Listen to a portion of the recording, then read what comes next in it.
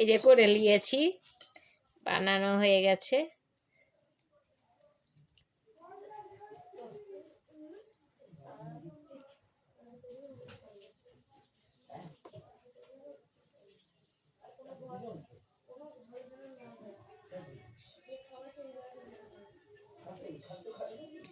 এই যে কি সুন্দর বানিয়ে নিয়েছি, দেখুন এত সুন্দর। এই যে এক থালা বানিয়েছি, দেখেছেন? এতগুলো বানিয়ে নিয়েছি, আর একটুখানি আছে, তো বানিয়ে নিচ্ছি। দেখতে থাকুন সাথী বাড়ির ব্লগ, সাথী বাড়ির রান্নাঘর, সাথী বাড়ির সকাল থেকে সন্ধ্যা অবধি যা করে তাই তুলে ধরে।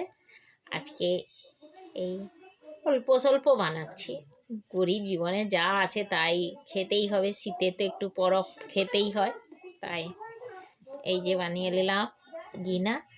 আর এই যে পুরটা দেব, পুরটা দিয়ে মুখটা মুড়ে দিলাম।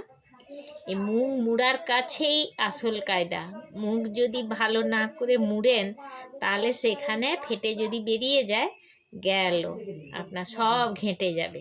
তাই মুখটা খুব সুন্দর করে মুড়তে হয়, আর ডোটা খুব সুন্দর করে ঠেসে নিয়ে, মানে দানাটা ভেঙে নিতে হয়। এই যে কত সুন্দর দেখেছেন, এই যে কিছুই হবে না, তা হয়ে গেল।